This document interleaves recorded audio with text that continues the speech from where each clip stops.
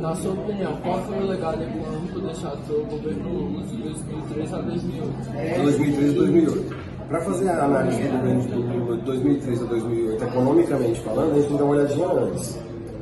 Em 64, o governo dos militares deu um golpe e pegou dinheiro emprestado de fora. Ocorreu o que eles chamaram de milagre econômico. Então, de 64 até 74, o Brasil teve uma economia em ascensão, porque tinha dinheiro emprestado, obras públicas, investimentos, emprego.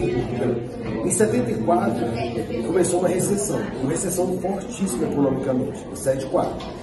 Até 85, o Brasil foi uma inflação horrível, decaindo, ninguém conseguiu tirar o Brasil dessa inflação horrível, de 1000%.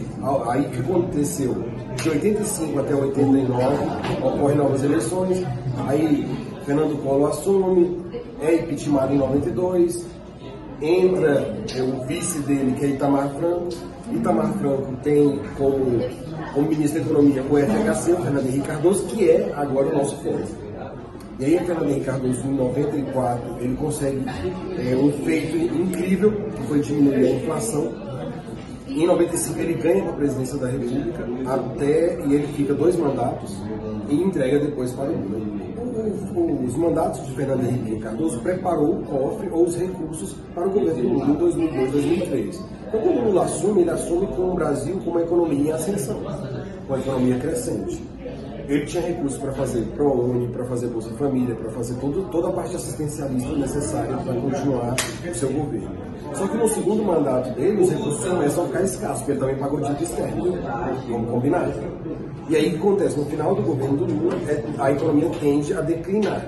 Só que segundo as informações que nós temos, não foi só o Brasil. Foi uma crise em 2008, foi uma crise global, que atingiu inclusive os norte-americanos. Então, uma declinação.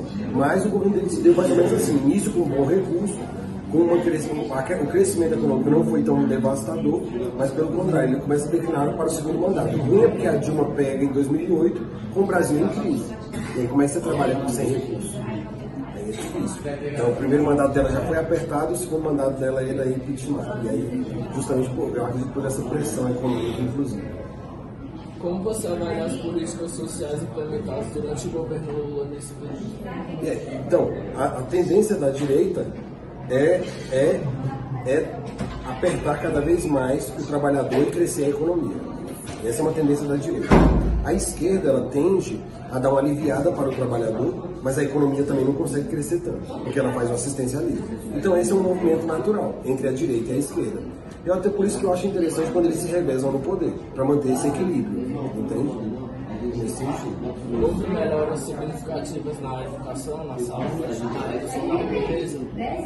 Em algumas dessas coisas, houve sim uma melhora. Houve melhora especialmente do acesso à educação, que é uma das coisas mais importantes. Depois a saúde, a segurança pública, a questão da pobreza é um negócio muito sério. Mas quando você dá acesso à educação, as pessoas tendem a se autoproduzir. Economia para si mesmo.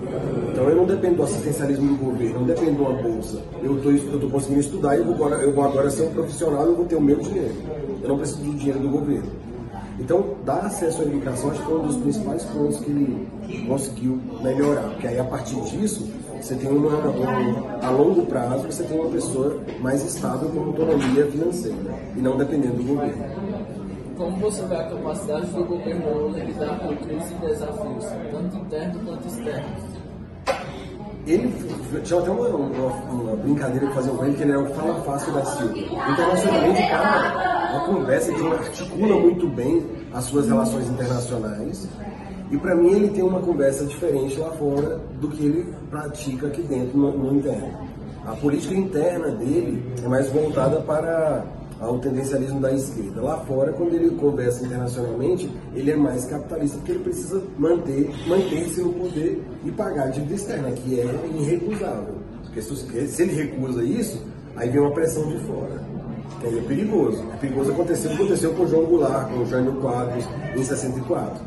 Que os caras eram de esquerda, foram enfrentar a direita internacional e a direita internacional falou, vamos fazer uma operação Brother Sun. E aí acaba no estopim acaba surgindo o golpe da ditadura civil militar. E aí é pesado.